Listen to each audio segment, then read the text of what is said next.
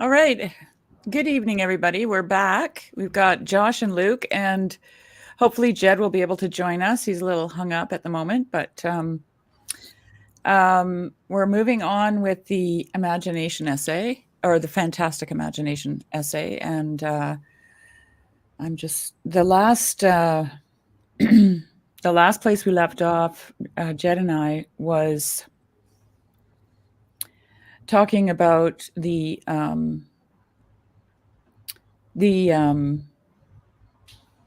meaning, finding meaning in things, in stories, in fairy tales. And he made the comparison of the sonata. So maybe I'll just reread that paragraph just so we can kind of flow into it after that. A fairy tale, like a butterfly or a bee, helps itself on all sides, sips every wholesome flower, and spoils not one. The true fairy tale is, to my mind, very like the sonata. We all know that a sonata means something, and where there is the faculty of talking with suitable vagueness and choosing metaphor sufficiently loose, mind may approach mind in the interpretation of a sonata, with the result of a more or less contenting consciousness of sympathy. But if two or three men sat down to write each what the sonata meant to him, what approximation to definite idea would be the result? Little enough, and that little more than needful. We should find it had roused related, if not identical feelings, but probably not one common thought. Has the sonata therefore failed? Had it undertaken to convey, or ought it to be expected to impart anything defined, anything notionally recognizable? So, I mean, for me, he's basically saying that, when it comes to music, we'll share common feelings when we listen to music, but we don't necessarily share common thoughts about them. So, or about the piece, right? So, and he thinks it's even not even necessary to share common thoughts. Are you still with us, Luke? You're frozen. I'm still here. Okay, good. Your picture's frozen, so. Oh no. Um, okay, so do one of you guys want to start reading the next part? Yeah, sure. Okay, go for it. But words are not music. Words, at least, are meant and fitted to carry a precise meaning. This quotes. It is very seldom indeed that they carry the exact meaning of any user of them, and if they can be so used as to convey definite meaning, it does not follow that they ought to never carry anything else. Words are living things that may be variously employed to various ends. They can convey a scientific fact or throw a shadow of her child's dream on the heart of a mother, or throw a shadow of her child's dream on the heart of a mother. They are things to put together like pieces of dissected map, or to arrange. Sorry, I'm struggling. They are things to put together like pieces of a dissected map, or to arrange like the notes on a stave. Is the music in them to go for nothing? It can hardly help the definiteness of meaning. It is therefore to be it is therefore to be disregarded. They have length and breadth and outline. Have they nothing to do with depth? Mm. Have they only to describe, never to impress? Has nothing any claim to their use but to define? The cause of a child's tears may be together undefinable. As the mother, therefore, no antidote to this vague misery, that may be strong in color, which has no evident outline. A fairy tale, a sonata, a gathering storm, a limitless night seizes you and sweeps you away. Do you begin at once to wrestle with it and ask whence its power over you, whither it is carrying, whither it is carrying you? The law the law of each is in the mind of its composer. The law makes one man feel this way and another man feel that way. To one, the sonata is a world of odor and beauty. To another, of soothing only and sweetness. To one, the cloudy rendezvous of wild dance, with a terror at its heart. To another, the majestic march of heavenly hosts, with truth in their center, pointing their course, but as yet restraining her voice. The greatest forces lie in the region of the uncomprehended. Wow. Whoa. That's a lot. Yeah. Sorry, my reading comprehension there as I was stumbling over it. That was good.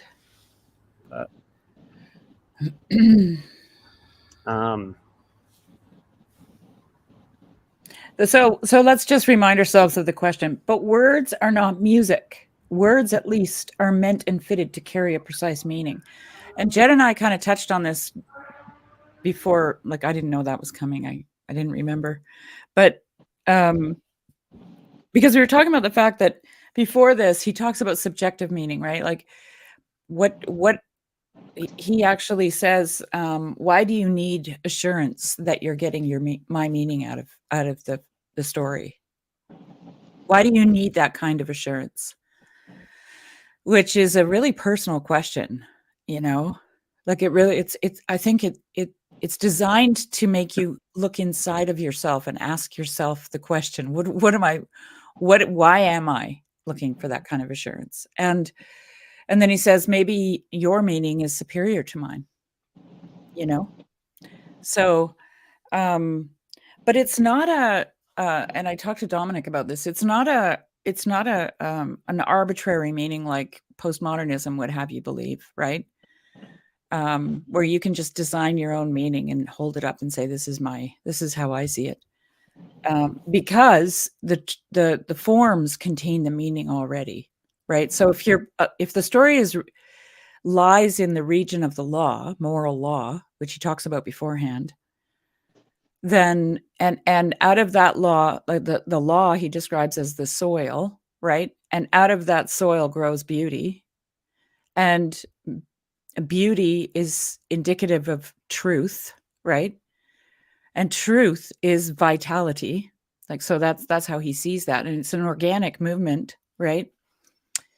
Then your story actually has a deeper meaning to it that is God given. And it doesn't, and that meaning, he also states before this, is dependent on where you stand and how, you know, where you are in your life and what kind of development, you know, you've experienced. And I use the idea of, you know, when you read let's say a George MacDonald story at the age of 10, and then you read it at the age of 20 or 30, it's going to mean totally different things to you, right? So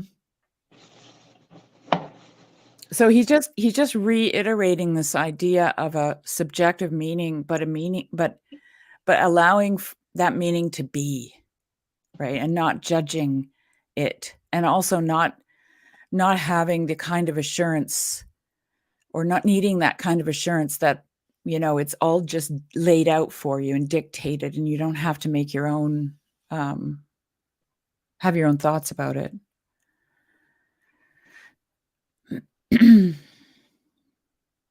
Yeah. So is there anything that stands out to you guys here? There's a ton for me. Yeah, I find this last line of that paragraph really interesting. Is it saying the greatest forces lie in the region of the uncomprehended? Yeah. And it's interesting how he's connecting it with music in the way of it implying more of a feeling or a sense. Like he seems to be more concerned about conveying these kinds of things than a very specific or spelled out kind of thing, where it's like you say, you have to bring something of yourself to it to kind of come together with the fairy tale as he sees it in order to get something out of it. Right. I mean, a really good example of that is how I get so excited about the butterfly wing story in Phantastes, you know, because for me it's talking about all kinds of things that I've experienced in my life, and it's describing them in such a way that it takes my breath away, to be honest with you. Like it's just so perfectly described, right? The monsters are the right monsters in the story, the girl's ambitions are the right ones, all that stuff. And but when I try to convey my excitement, everybody I'm always met with these blank stares. Everyone's like, oh. Why is she laughing? Why is she so excited? I forgot. And so honestly, it is a feeling, right? It is a feeling. I would say that so feelings is a good word to describe what I would say is a conjunction between the sensory and the emotional. So it's like this I don't know what feelings are. I mean, I have them all the time. I don't know what they are. You know what I'm trying to say? Like I'm trying to get more. Maybe it's bad to split hairs on this or whatever, but I'm just saying what I am trying to get at is what is more of this. I'm still experiencing something, but it is it's pre-conscious. So that, even that experience of perhaps beauty or something, or that, there's sometimes I'll get thrown. While you guys were talking, I was thinking about there'll be a certain conjunction of there, I'm using that word again, but of sounds and a certain smell that might enter my nostrils, and a certain image, or the lighting's just it's within a certain spectrum, and it will elicit a response in my body that is it'll usher me back into the first time I've ever felt it as a child or something like that. And it might be super fleeting, and it might be gone in an instant, but it's almost like this deja vu. But it's I can think of it. I can think of the trash truck backing up, the bumblebee, the smell, the time of day, then it's just this feeling that overwhelms my whole body. Yeah. And I don't even know I'm sure this can happen in a moment of horror just as much as it can happen in a moment of transcendent beauty or whatever. Maybe totally. Yeah. Are the same thing, it's but something about the pre-conscious was what that's where because you talk about the unconscious or that space, but there's almost this there's another liminal space between the unconscious and the conscious, and it's what's emerging into consciousness. You think that the feeling is mediating that or something? Is that what you're saying? I guess what I'm saying is mediating we all that have this thing that's occurring that we might be able to identify with these feelings, but then as soon as it makes its actual conscious articulation or its conscious expression, we can no longer it's map gone onto each other, because it's it's so particularized into each person's unique experience, versus perhaps what I'm saying is I'm using this in a weird way, the further back you get into this unconscious state, perhaps there's a bit more unity to be found in that place between a variety of different perspectives and opinions and people in the world, because you're operating at a more primal pre-conscious level, versus once it gets this conscious articulation, once it gets this incantated form, it's still beautiful, but it's individualized. It's now it's subjective. Yeah, it's yours. It's totally yours. It's very hard to make that intersubjective again. How do you bridge it back, Well, okay, so here's a couple thoughts. Maybe you guys can run with them. One of the things I'm thinking about is, well, first of all, I just want to say this. I want to read this here. He says, a fairy tale, a sonata, a gathering storm, a limitless night seizes you and sweeps you away. Do you begin at once to wrestle with it and ask whence its power over you and where it is carrying you? And the reason he's asking that is because that's what we do with words, right?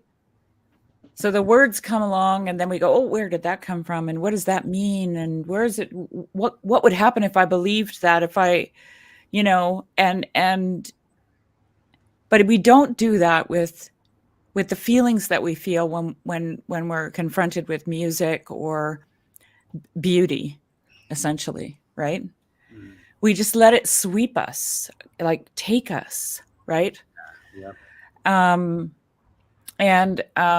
And then the other thought that I had when you were talking, because you're trying to understand the place where the reciprocation happens, I think, where there's a reciprocity, right, in your experience. And I talked to Dominic about this too. There was an experiment. I watched a video on YouTube, an experiment in the 60s where a little baby is sitting in a high chair and it's laughing and giggling, and the mother's sitting in front of it, and she doesn't reciprocate. So she just stares at the child with no emotion. And the kid just starts to, first he goes from confusion to crying to panic, because like Dominic said, his perception of himself is mirrored in her face. Like he needs to know who he is, and he finds that out by her reciprocation to him, right?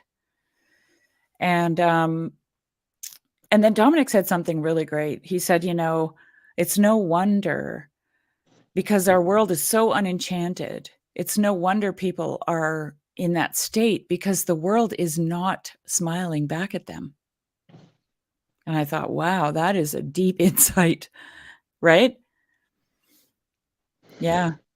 It's not reciprocal because it does, for them it's a dead object, right? It's been abstracted out, and it's not a person. So anyway, those are a couple thoughts that I had.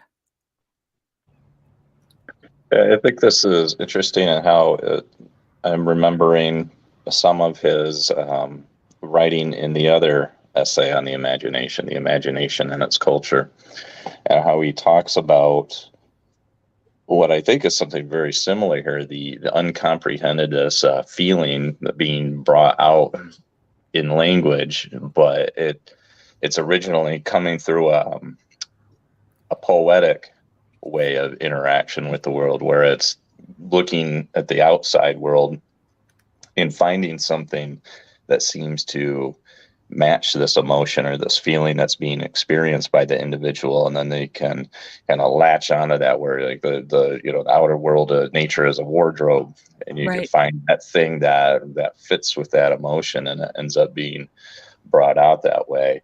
But it's interesting, even though he talks about the development of language happening like that here he's kind of suggesting that when you encounter the fairy tale, that you just let that just kind of let it roll, just go with it, let it take you away without worrying about having to perfectly place that exact meaning on it. Mm-hmm. Yeah. Well, yeah, and I think he can say that with confidence because of his idea of the forms containing the meaning, right? Like you were saying, if you're clothing your thoughts with that wardrobe, right, of nature, then the meaning is it's going to be a fractal, like he says here. He says the words have length and breadth and outline. Have they nothing to do with depth? Right. And I think that's illustrative of the fractal nature of meaning. If that meaning that you're conveying is already contained in the forms, like if you're moving in that vein of that kind of imagination while you're writing, then your meaning will it'll be fractal, right? So it can manifest itself in different ways to other people. The way in which he even almost says this, not in a mocking way, but like But words are not music. Words at least are meant to be fitted to carry a precise meaning. I was thinking of like the process of like crystallization and how like Mhm. meaning is actually lost in that process of making something so like in an attempt to make something contain the most meaning or to like crystallize the meaning, it actually like eliminates. I don't know how to say it. I'm struggling, but like in the I get process, what you're saying.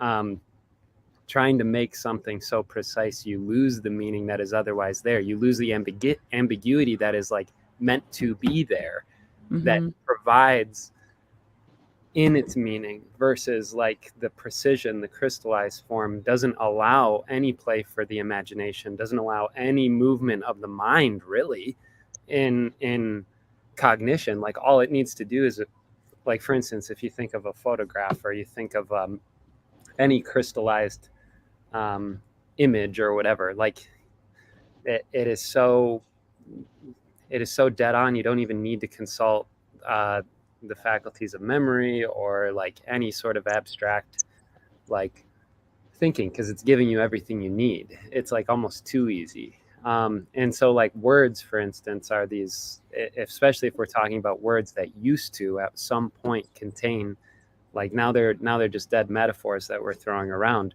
You're talking about a world that's our population or humans in general are living in this situation where they're living in this like myopic. This is going to sound sad, and Sherry, I don't expect you to fully agree with this, but like this, I like there's like this loneliness, this profound loneliness, simply because like all we can use right now are these like dead forms Mhm. to try to Oh, I like agree with you. I communicate totally agree. and purvey meaning, when it's like that there's so much more there. But like we don't, we're not walking around talking to each other like poets anymore. It's like the world we're living in is demanding this precise, crystallized speech whatever it is, and we're not communicating through like pictures that we're painting to each other. It's photos that we're sending or whatever. I know that I'm making like a weird techno critique here, but No, there's it's something true. in there for me. I think it's true. Yeah.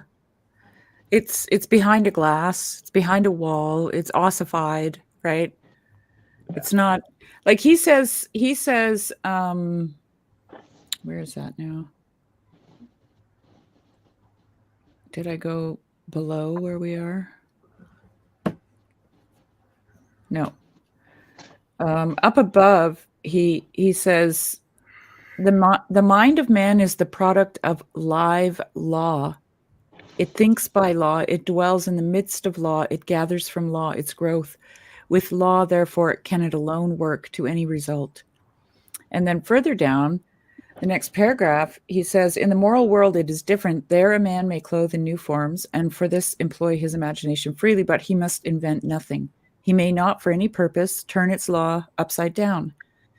He must not meddle with the relations of live souls. And then in the part that we're reading now, he says, words are live things that may be variously employed to various ends. So for him, nothing is a dead metaphor. Yeah. Right? It's all living and alive. And even when we're writing a story, we have to remain within this moral imagination, because we're still dealing with live souls. Imagine like Enodos in Phantastes, and Lilith and Mara and Mr. Vane and Mr. Like those are all live souls for him, right? Yeah. And words, the words even are live things. So yeah. Yeah, maybe a different way to say what you're trying to get at, Luke, is that maybe the meaning becomes more hidden. When you were making the example of a painted picture versus a photograph, I was thinking of Hans Rookmaaker. And so one of the things he said with the development of art coming up to modern art, one of his sayings was that the meaning fell behind the paint. No longer was it quite pulled out there in the same way. No longer you have the same kinds of representations in art. It's this different move. There's all sorts of stuff going on there that he says that I would recommend if you have an interest in that kind of thing, the development of art. Look up Hans Rookmaaker. But anyway, I was reminded of his saying that the meaning fell behind the paint. Yeah. Yeah, and this all gets to Barfield saving the appearances too, right, Josh? Mm-hmm. Like poetic relations and yeah. Yeah. You know, I keep getting this image of God's breath, right, is breathed into Adam, and it's that breath that gives him life, and it's breath that we use to speak as well, you know, and you know, we need, somehow we're not speaking life into the words that we, and maybe that's because we're not living. Yeah. Yeah. Yeah, I would say that's right. Yeah. That reminds me of Wendell Berry's standing. He's got a series of essays, I think. Well, it's a little book. I don't know if it's a collection of essays but it's called Standing by Words. Oh, sorry. Okay. It's okay. It's not. Yeah. No big deal. But yeah, that idea of the life lived that is behind the words being spoken. Right. That actually imbues them with their authenticity and significance and depth of meaning. Yeah. That's why I think we talked about this really early on in the other essay, that, you know, metaphors are dead because we don't actually live anymore. Yeah. Because I used the example of how they started coming to life for me when we moved into the bush, you know, and like little cliches like get your goat, or it's a heyday, the kids are having a heyday, you know, stuff like that, right? They suddenly started coming to life for me because we were doing it, you know, and I'm like, this is not dead. It's true. I can see where they're coming from. Yeah. Any other thoughts? There's a lot in here. They are things to put together like the pieces of a dissected map, or to arrange like the notes on a stave. These are words. Is the music in them to go for nothing? Yeah. I chopped up that paragraph poorly. The cause of a child's tears may be altogether undefinable. Has the mother therefore no antidote for his vague misery? That may be strong in color, which has no evident outline. That may be strong in color, which has no evident outline. Can somebody give me an example of that? Something that is strong in color but has no evident outline. Oh, an ocean? I don't. A sunrise? Yeah. Yeah. Yeah. A field of sunflowers. I don't know. Is that what he's getting at there? With the color? Yeah. I don't know. Like that's why I'm trying to see it in my mind's eye, because it helps me to understand what he's saying. Because I think when he writes things like that, he actually has an image of something in his mind. Mm-hmm. And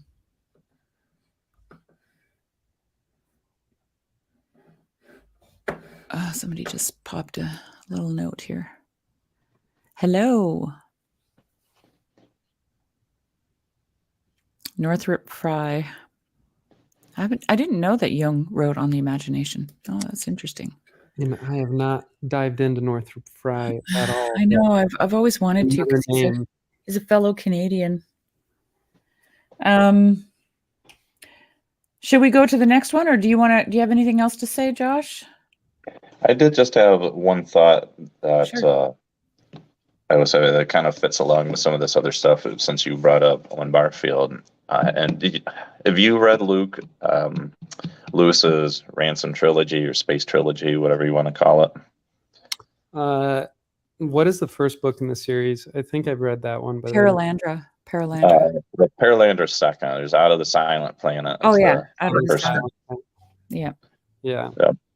But anyway, in Out of the Silent Planet, I'm reminded of one of the species of aliens there, the Ransom encounters, and they don't have any books or written stuff. And so they talk about in there, if I remember right, how they used to at one time, but eventually they just sort of put their books aside and moved back again towards the more poetic way of being. And so I'm not sure, but I think he probably took a lot of influence from Barfield there and was taking this view of some sort of arc or a U-shaped kind of journey where there's this high point of engaging in the world in a more poetic, meaningful way, in this kind of sort of a deadness way of engaging with it, but then seeing a sort of an upward path back again in the future where there's this kind of way of regaining that old way of participating, but with also not losing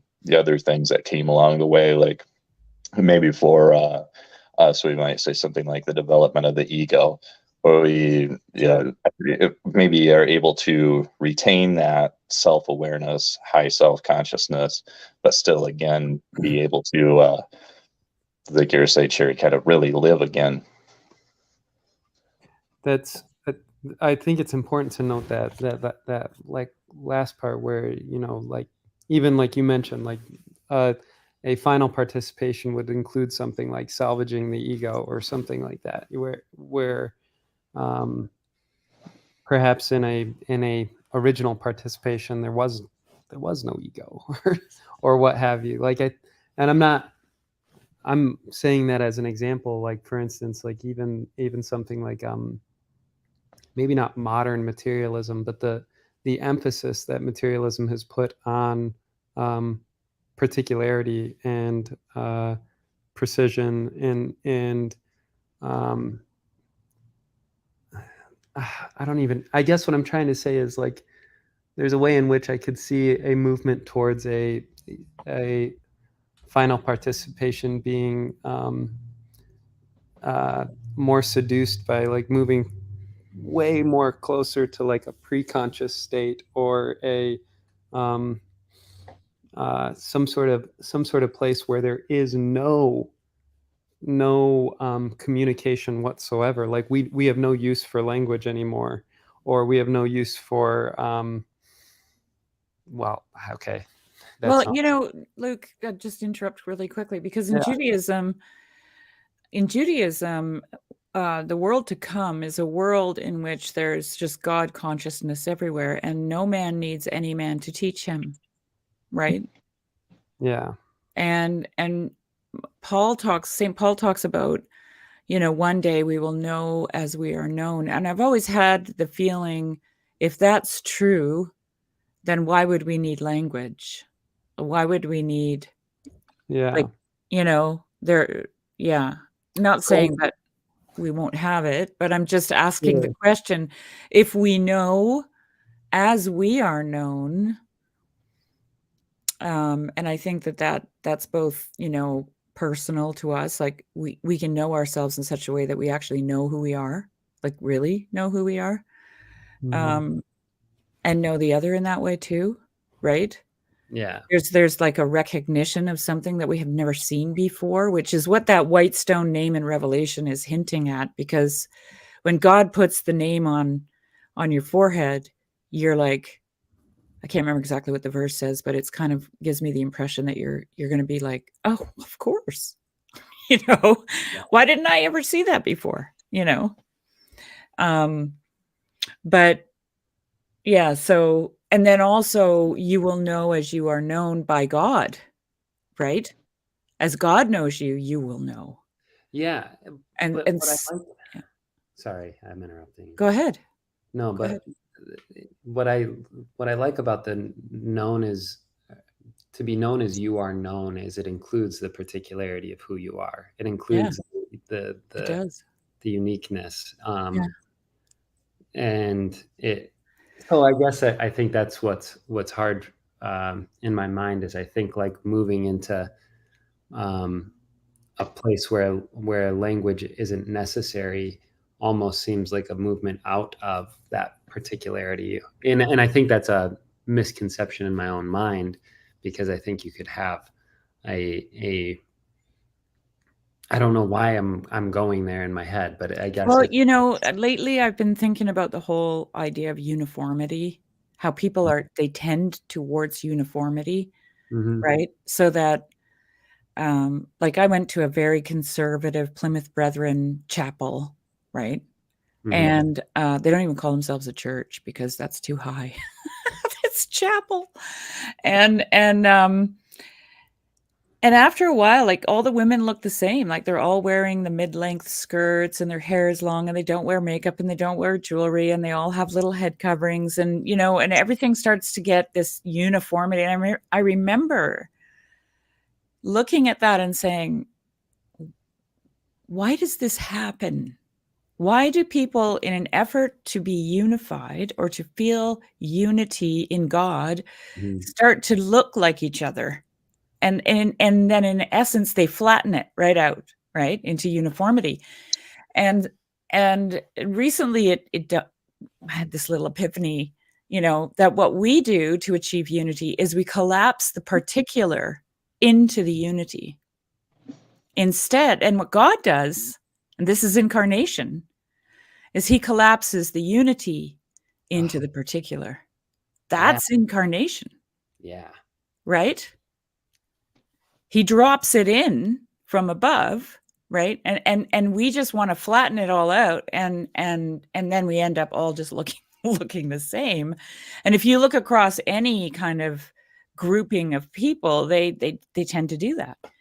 You know, you could look at religious groups, you can look at tribal groups. They all have the same tattoos, or they wear their headdresses like this, or they carry these kinds of spears, or they wear these kinds of shoes, or whatever, you know.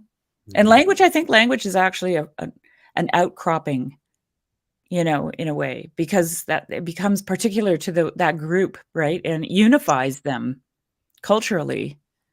And so if we one day will know as we are known, there will be a universal, like Judaism says, there will be a universal language, right? Where no man will need to teach any other man, right? So, yeah. And I'm getting what you're trying to point at, Luke, with having some concern about this movement, as I was kind of, saying how I understand Barfield laying out that move towards final participation. He does warn against that kind of way of trying to just go backwards, where it's not just a going back. I think that is a part of his critique of Carl Jung, is he thought that Jung was looking at more just trying to go backwards and undo what had been done rather than a move forwards through it. Mm-hmm. Yeah.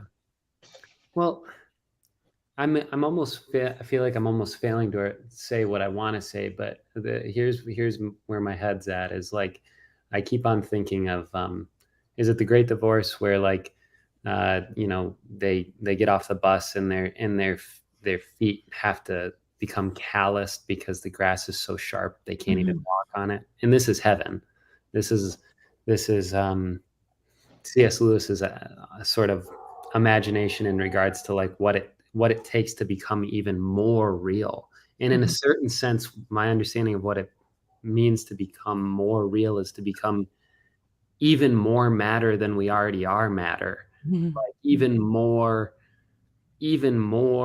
particularized than we already are, like almost denser, like almost this is just me spitballing. I'm not saying this is the way it's got to be, but there's this way in which like there's a becoming more real seems to me this movement deeper into this material reality that we're living in grappling with that like that fine aperture of incarnation right here, right now, in this particular space time matter. Like, I don't know how to explain it, but it's almost like the opposite. And maybe it's just because I am just too hell-bent on being like a particularist or whatever, and want like the multiplicity of this world to like somehow be like, how do we reach the unity? It's not by like abstracting from this, it's by like diving in and piercing Deeper. through it. It's like, Yeah. Yeah, you're So- talking about incarnation. You're talking about poetic relation. You're talking about symbolos, right, where the things are thrown together and they become one thing. yes, In their, this is a man shall leave his mother and father and cleave to his wife, right? Yeah. And they become one flesh, but that doesn't mean that they're no longer Luke and yeah, is it Sarah? yeah. Yeah. I thought so, but I just No, you nailed it. say some weird name that doesn't apply. Yeah, so and it's the marriage supper of the Lamb.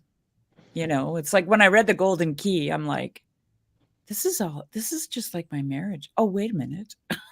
Yeah. So it's everything. Mhm. What it is. So yeah. Should we read on? Should we do one more paragraph? What do you think? Is it getting too late for you, Josh? I'm good for a bit more. Okay. I'm done. I'll read.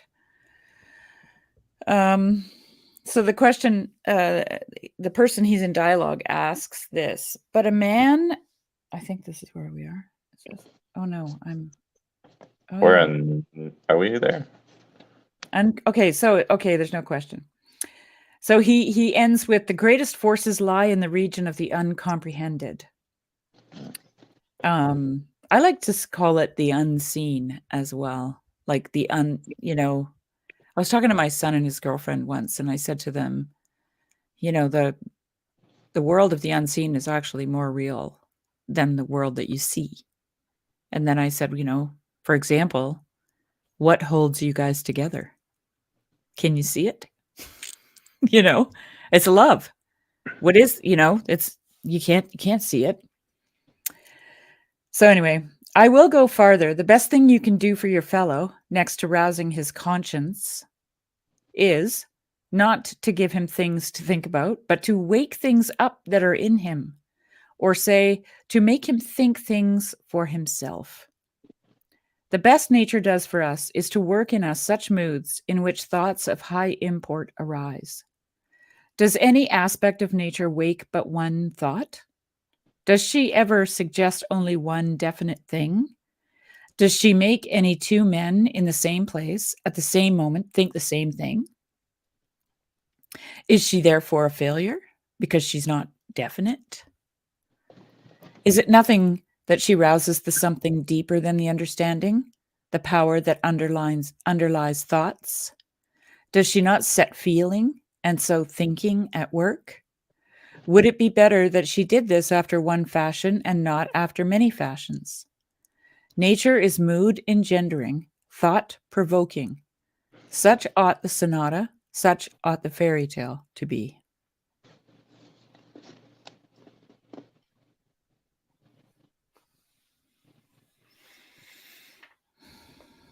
There you have it again.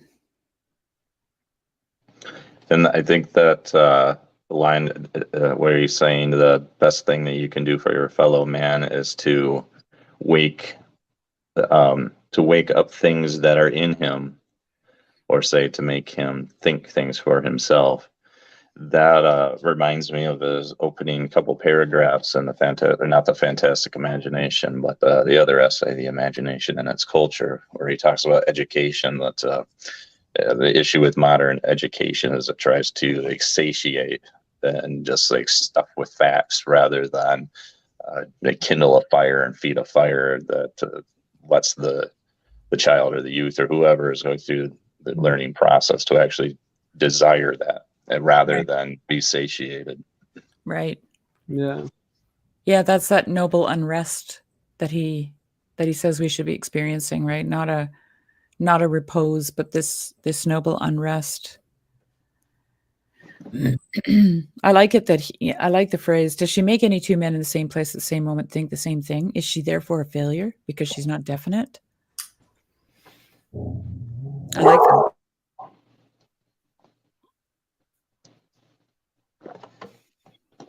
You know, in my conversation with Dominic, I was relating to him that when I had the brain injury, I would often say things that were not appropriate, like for the moment, in the moment, because you kind of lose this threshold of judgment and you spill into emotion. It's mostly emotion that you spill into. Excuse me. But what that taught me was that my words were actually coming out of my feelings, not the other way around. My feelings were not coming out of my words.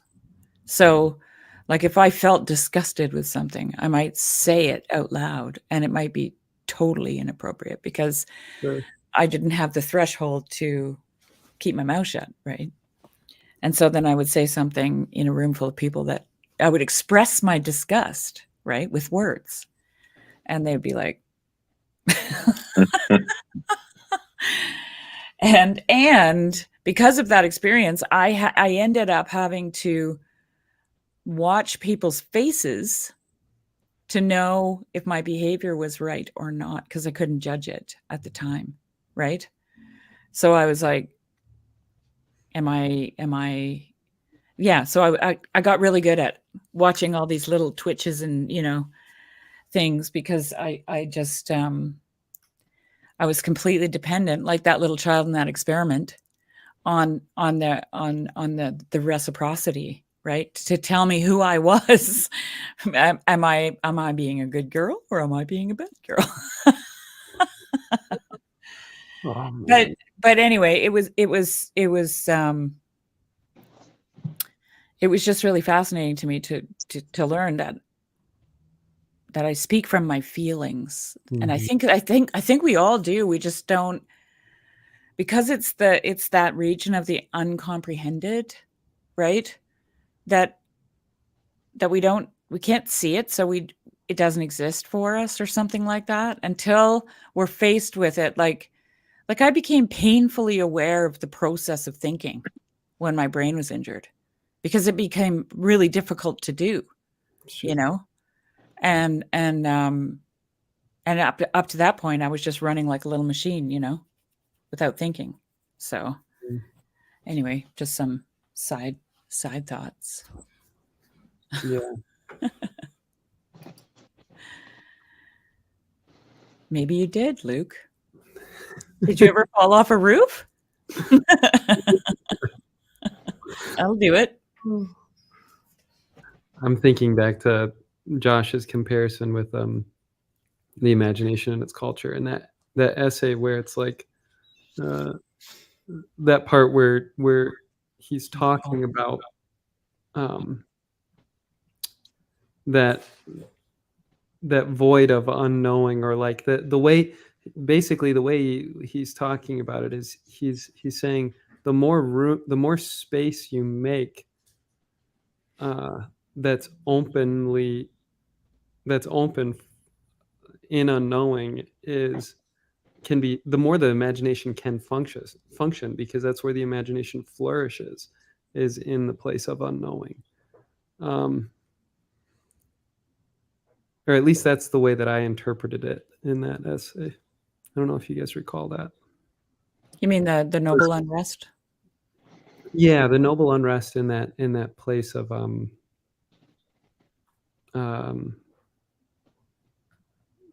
I guess. Sorry, I'm losing my train of thought. Well, I think you're right in the sense that, like, in order to have a good imagination, you have to be curious, and in order to be curious, you have to know at least that you don't know something. Oh, sure, yeah, right. Because and this is that seeking mode. You know, and George MacDonald does say that the duty of the imagination is to seek the things of God. So there has to be a curiosity. Like I always think about Goethe and his metamorphosis of the plants. Like I try to imagine what it would have been like for him to be observing the plant. First of all, he had to be starting out on the basis of I don't know what's happening here, right? And then that would engage his curiosity. And then if you think about it in the sense that seeking out the things of God, so if there, you at least have to believe that there is some kind of intelligibility to the plant, right? So anyway, yeah. No. Should we read the next one? Yeah, let's do it. Okay, you read, Josh. All right, where are we? But a man may then Yeah. imagine there. Okay, but a man may then imagine in your work what he pleases, what you never meant. Not what he pleases, but what he can. If he be not a true man, he will draw evil out of the best. We need not mind how he treats any work of art. Let me read that again. I find some of his language hard. I almost have to read it twice. If he be not a true man, he will draw evil out of the best. We need not mind how he treats any work of art. If he be a true man, he will imagine true things. Mhm. What matter whether I mean them or not? They are there nonetheless, that I cannot claim putting them there. One difference between God's work and man's is that while God's work cannot mean more than he meant, man's must mean more than he meant. For in everything that God has made, there is layer upon layer of ascending significance. Also, he expresses the thought in higher and higher kinds of that thought.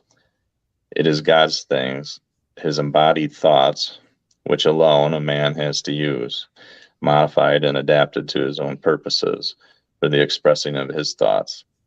Therefore, he cannot help his words and figures falling into such combinations in the mind of another as he had himself not foreseen. So many are the thoughts allied to every other's thoughts. So many are the relations involved in every figure. So many the facts hinted in every symbol. A man may well himself discover truth in what he wrote, for he was dealing all the time with things that came from thoughts beyond his own. Mhm.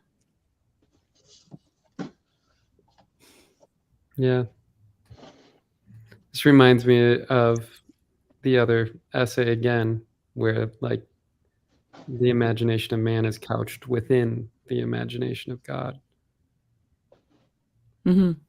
But even in the sense of driving meaning, that, you know, the author himself may not put into a poem, or the artist doesn't put into a work of art, but is able to, the ascending, there's layer upon layer of ascending significance. Yeah, that spiral, Blake's spiral image of Jacob's ladder comes to my mind Yes. there. You know, The um, fractality of the just the fact that if you're seeking out the things of God, you have to be in an ascending mode. You're not going to be descending necessarily, but ascending. Even as you descend into your own microcosmos, it'll be an ascension. You know, I think that's interesting that he says, if he be not a true man, he will draw evil out of the best, and we need not mind how he treats any work of art. In other words, it's insignificant what the not true person does with anything. Yeah. And I just wonder, like, what came to my mind was how people want to hold, especially in this cancel culture that we live in, people want to hold other people responsible for the way that people interpret their words. Mm-hmm. You know, Like you could, I can't think of an example at the moment, but it's like someone says something and then someone from the far right picks up on it and thinks it's great. And then all of a sudden this guy's a leader of the far right because he said words and now the far right likes it. And, and George MacDonald says right here, he says, where is it? He will draw evil out of the best.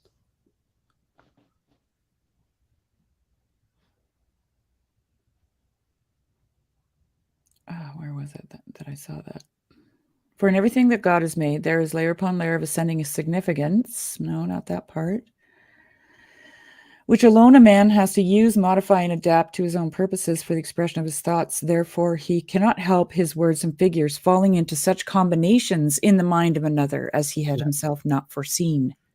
So many are the thoughts allied to every other thought. So many are the relations involved in every figure. So many the facts hinted in every symbol. And, like this can fall into the mind of another in a really good way, right? Where like George says, maybe your meaning is superior to mine, but it could also fall into the mind of another in a really bad combination, right? And that's why I think he starts the paragraph out with, if he be not a true man, he will draw evil out of the best. And so his solution to that problem is just ignore it. Mm-hmm. Yeah, I was reminded of what do they call them? Microaggressions, kind of thing. And the words are construed to be something offensive, even when they're not intended to be. So. Right. Yeah, and that's a combination of words that fall into the mind of another that are totally unforeseen for you, right? Like if they're perceived as some kind of aggressive behavior and you're not meaning them that way. Yeah, totally. Right. And in that case, a lot of the time it's like purposefully going out of the way to find whatever evil might possibly be found. Like I remember hearing a few years ago, this was in one of the big law schools. Like I don't remember if it was Harvard maybe, but one of the big Ivy League schools that in the law school, they were having to deal with students not wanting to talk about certain criminal cases because they might be upset by them. For example, like maybe rape cases or something on this, you have all this Me Too movement thing. So, well, you can't talk about rape cases that might, trigger somebody. Trigger words. Yeah. Like, well, how are you going to get educated? But okay. Yeah. How will you learn the legislative process surrounding those cases? That's part of the, Yeah, and then you fall into the whole conundrum of self-censorship because you don't know how your words are going to end up being perceived by another person, right? And there is no guarantee. There's no guarantee if everybody is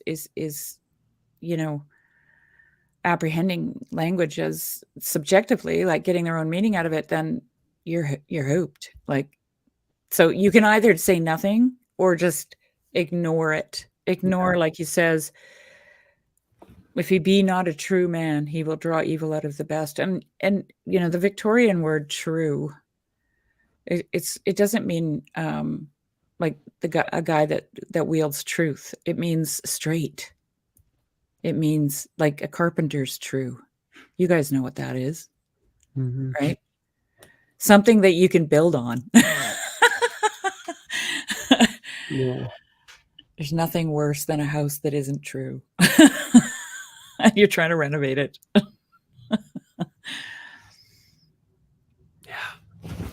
I'm trying to. I guess I'm thinking about ambiguity again, and how important it is. So it's like you want to be a clear communicator, right? And there's a way in which somebody who's very careful with their words is noted as a clear communicator, but there's a way in which you can be careful with your words and also say a lot of different things at the same time, like almost like the poetic. Are you thinking of a poetic way? Yeah. the poetic way of Mhm. saying something, and there's a way in which you can say something, and it's almost like, well, George does it all the time, so it's like we're privy to it in his writing, but I suppose there's a way in which you can say something, and it can mean a variety of different things, Mhm. and you leave it that way on purpose. There's an ambiguity that you are putting in deliberately. Well, Jesus does that too. Yeah. Like Jesus, that's parables, right? Yeah. It's a story. He tells the story, which is essentially what the fairy tale is, and then he says, "He who has eyes to see and ears to hear," Mhm. and that's where the parable of the sower comes in for me. That Mhm. I think that's really, at least for myself personally, that's how I feel about the way that I communicate with people, is that I'm just kind of scattering seeds out there. Yeah. And sometimes they're going to land on rocky ground, and sometimes they're going to land on fertile ground, and you just don't know. And it's actually not your worry. That's the thing, Yeah. Yeah, that's true too, because I think it almost undermines your purposes if you were to well, it's a power play then, yeah, right? exactly. Yeah. It totally is. Yeah. It's using rhetoric for persuasion or something like that. Yeah. Yeah. Yeah. Yeah. Yeah. What do you think he means when he says one difference between God's work and man's is that while God's work cannot mean more than he meant, man's must mean more than he meant? Oh, I love that, but I don't know exactly what it means. I mean, I get the God's words mean more than he meant. I mean, God's work cannot mean more than he meant. I get that. Because and that gets back to that phrase where he says they have breadth and length, but do they have depth, right? Yeah. So I think God's words have depth, right? So they're fractal. God's work, I mean. But a man's work must mean more than he meant. Why? That's my question. So my question. I think maybe it's my first thought is truly goes to like the all creation is groaning in wait and anticipation, and so I at least I was thinking that maybe there's a way in which even our best creations may not measure up because they never actually mean what we want them to, but there's a way in which it's there's something there that that the creator can't it's almost like our supplication or our what we can offer God that God can't offer us, in a sense, which is this God can't offer us something that we can offer him? Well, maybe there's a better way of saying that, but this way in which God, oh man, now you're getting me hung up because I'm not sorry. I said something heretical there, but no, I'm not judging you. I'm just trying to make no, but like there's a way in which like the lack that we have in being able to provide the fullness of meaning to what we're creating, like we can't deliver that. Only God can deliver that. So there's this lack that we offer up as, but there's something in that lack that's precious. Like there's like in the same way that like my child, I might be able to draw a perfect landscape photo or something, or like, I can deliver it in a representation that's precise, and he can barely draw a stick figure, but he gives me that work of art, and it's like beautiful and contains But then think about that this way, though. So Okay. George would say that thing that Sonny gives you must mean more than he meant. yeah. Right, Okay. but it's like I guess the idea I'm getting is that he's kind of saying that the words are more pointing at things. They're pointing at God's embodied thoughts. Like that's kind of how I'm reading that he's describing nature as the physical world as embodied thoughts of God. So let's say it's your son draws you as a couple of stick figures that will represent, mommy and daddy, the family or something like that. That stick figure is just sort of like pointing towards something. So Mhm. it's pointing towards a human being. So it necessarily is going to mean way more than is just in that picture, because if it's a picture of the father, then there's way more meaning there than just a stick figure. Right. And even if it were a much more detailed drawing, it might have some more of those correct physical features, but there are still far more than that picture can represent. Yeah.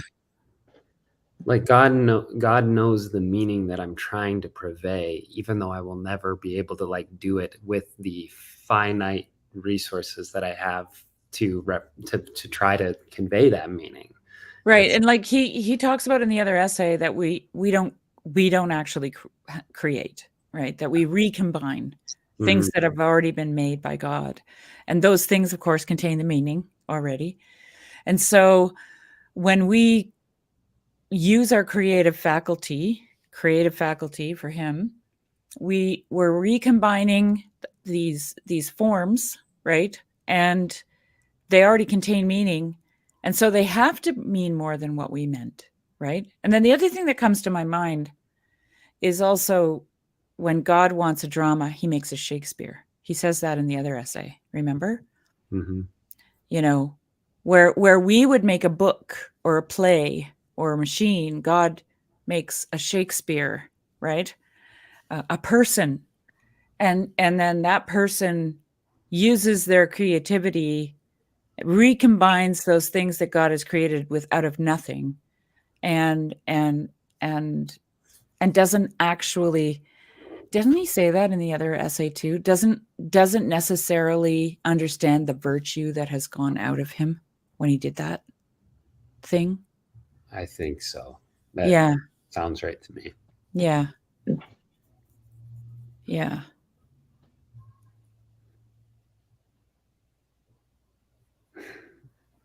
I'm trying to think back to like I think what I was trying to say earlier is like what makes the angels envious of the human condition. I've heard that conversation come up often, but I think it's something to do with the actual lack that they have. And I was trying to relate that to the way in which the meaning that we purvey is never going to be, it's going to continue to ascend beyond what we're capable of doing as finite, fallible creatures. So like in a way that like an angel might even envy or something. Does that make any sense? Or I always think when I think about the angels looking at human beings and being amazed, I think of the fact that God's strength is made perfect in weakness. And the reason I think of it in that way is because when Eliphaz has his dream in Job, the Spirit comes over him and says, there's, man is just not righteous. He's weak. He's pathetic, right? And I always personally have an image of Satan not necessarily hating us because we're human, but really not getting the way that God inverts things, right? So Mhm. like the angels are like these amazing creatures, and they have these body, whatever. How, I don't even know, do they have bodies? I don't know. Can they travel through time? It's probably, like, what are they? What are they? But we're bound to the earth, right? We have these corruptible bodies. We die. We have all these things. We get sick, right? And yet it's through that God's strength is made perfect, right? Yes. And I think that is what amazes the angels, and it also disgusts Satan. He's just like, not that. Don't tell me you're going to, it's like looking at some kind of little grub and, maggot, Yeah. and saying this, I love that. I love that thing. It's going to do amazing things, Yeah. that little maggot. And Satan's just like, he's too proud to give in to that, right? Like, to give in to the fact that stupid, ugly, thing made out of mud. Martin Shaw calls it mud and breath, right? That's what we are, creatures of mud and breath. Yep. Is going to accomplish God's purposes. Yeah. So everything that we create has to mean more. Yeah, because we don't create ex nihilo, we create with the things that God's made, and those things contain the meaning. So we don't even know, like, this is the thing that's so intriguing to me about poetry. Like, that's why I think it's revelatory to the writer, because you take those forms, right, and you put them together with a feeling, right? The feeling evokes thought, and then the words appear on the page, and then they reveal something to you, because those forms they contain meaning that you never meant, right? They mean more than you meant, which is really like, Yeah. it feels like a channeling experience when Yeah.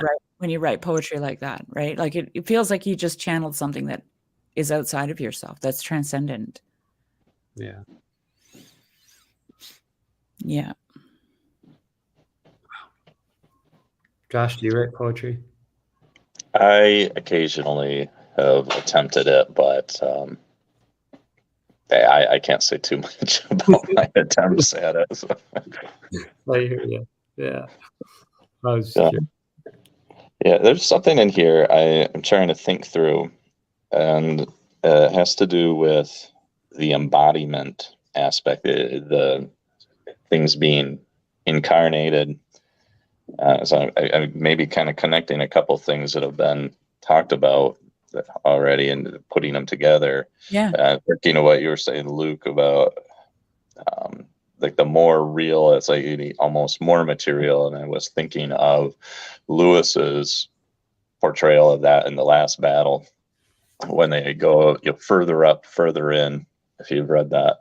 Mhm. And it's like the relationship with the material world has changed. It's weird. Like they have a different engagement with water. So being able to basically like walk on water is kind of playing on Jesus walking on water there. Oops. But Did we lose it's him? oh, can you hear me? Yeah, now I hear you. Okay. Oh, okay. You stopped But, at walk on water.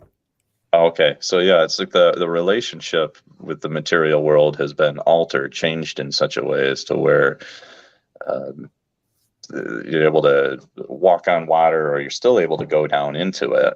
It's kind of, it gets just changed to where now they're able to interact with this thing in the physical world in a totally new way. And I guess what I'm trying to draw out a question I have. I guess I'm kind of wondering, is it part of the necessity of the human experience to have the embodied existence in order to do these kinds of things? I was also thinking when you were talking about angels potentially being envious of people, and remember there's a particular interpretation of how demonic possession works, and that it's like these are disembodied beings that are now trying to experience all the embodied things, like desires for food and sex, those kinds of things. They're things that we could maybe look at people's deviant behaviors of certain things as that some sort of manifestation of some other spirit that's taking over and wanting to consume these things without ever being satisfied by them. And it's just this deep desire to it. But also seems to kind of go in line if you take the fallen angel interpretation of in Genesis with, leading up to the flood, that if these are fallen beings that want to come down into the material realm and father human children of some kind, or father embodied beings, that it's not their place to do. So anyway, those are some of the thoughts I had. Yeah. Yeah, that's super fascinating. Yeah, that idea of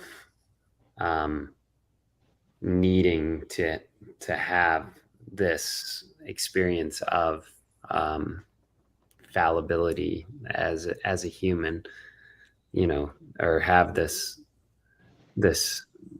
I don't know. I guess I could see that being I don't know. All of what you said was really fascinating to me. I'm just thinking about it, so I'm just gonna be quiet. But really, really interesting. I had more things to say, but they just started leaving me the second I opened my mouth. It's interesting because when Origen talks about his, origin in first principles, he thinks out loud. He doesn't. This is not doctrine for Origen. He's just like, what if? And this would be interesting. And here's something to think about. There's this idea of when as things descend, they become denser. And I wonder if Lewis is talking about that when he, in that example that you gave, Luke, about them walking on the grass and it was so sharp it hurt their feet, right? Mm-hmm. I don't know how that connects to anything we just talked about, but it came to my mind. That bodies are lighter the higher they are, and as they come down through the different spheres, because the ancient world believed that there were like these seven spheres of heaven. I read one time, I think it was Sam sent me the resurrection. It was called the Resurrection of Isaiah, something like that. It was some Christian text, and it talks about Jesus being up in the in the heavens, and then he has to get down all these different layers to the earth, and his body gets denser and denser as he gets lower and lower, and he has to take on different disguises, like because he can't let the angelic beings know that he's gonna end up saving the world. It's so interesting. And Dante talks about the same thing, right? With the seven, isn't it seven? Seven. Yeah, it's the it's basically it's all the spheres are all the main planetary bodies that can be seen with the naked eye. So the moon, sun, then whatever the visible planets like Jupiter and Mars and Venus. I can't remember which all ones are visible with the naked eye, but yeah. And so one thing that's interesting, where you're talking about like Jesus kind of descending through the spheres, it's interesting. Then he goes all the way down to hell. That's like something that you could see it like the most. So you have like a sort of a kind of like a twofold and inverted view of the cosmos, where you have God at the center, and everything kind of revolves around that, like all existence. That's where it emanates from, kind of. But then you also have the view from the human standpoint of Earth is sort of at that center, a more geocentric model. But the two are kind of overlaid and inverted. So it's interesting with like Lewis's further up and further in. It's like as you get closer to that center of being, closer to God, ascending the spheres, it's like things are also smaller but bigger at the same time. It's kind of weird as you get closer to that center of being. And so anyway, so Earth is that's way far away from where God is in that model, because even though there's the geocentric portion of it, which is almost the more physical side of it, the flip side is that Earth is that furthest sphere away from where God is. Well, that's the only way you get any further away from that center of being is then to go down into the center of the Earth. Yeah. So Yeah, and in George MacDonald's Golden Key, that's where that's where she goes. Did you ever read that one, Josh? I did. Yeah, I read that a year or two ago. It goes to the man of the fire, the old man of the fire, and he's that little baby. Right. Yeah, he's like a child and an old man at the same time. Yeah, depending on the way he sees them. He's playing with all the balls, and he's moving them in all different places. And wow, I'm like, George, were you stoned? Really wondering. Well, I think that actually fits with this too, what he's talking here, because I kind of took those balls at the old man child, whatever you want to call him. What did you say his title is? The Man of the Fire. Man of the Fire. That it's almost like he's playing with these balls like they're words or musical notes that is kind of just arranging and playing with and just exercising creativity. Yeah. And ultimately it's lives, because for George, words are live things, right? So, and if God wants a drama, he makes a person, right? So those balls are actually people. Imagine live things. Mm-hmm. Maybe that's just the meaning that I get out of it. And I have permission from the author to do that. Oh. Heavenly date. Well, I don't want to read any more, because I would love it if Jed could join us one more time. We only have like a few paragraphs left. So I'd like do you guys want to wrap it up? Any final thoughts? No, I'm just going to be thinking about this, what has been spoken these last 10 minutes, and go back to it and listen again, because I feel like there's more that I want to say, but I just... Yeah, well, do that, and then maybe we can we can do that again. We can talk about more. There's so much there. Yeah. Thanks for chatting. It's been awesome. Good to meet you, Josh. Yeah, you as well. Yeah. Okay, I'm just going to sign off. Hang on a second. Thank you, everybody, for joining us, and hopefully we'll be back next week.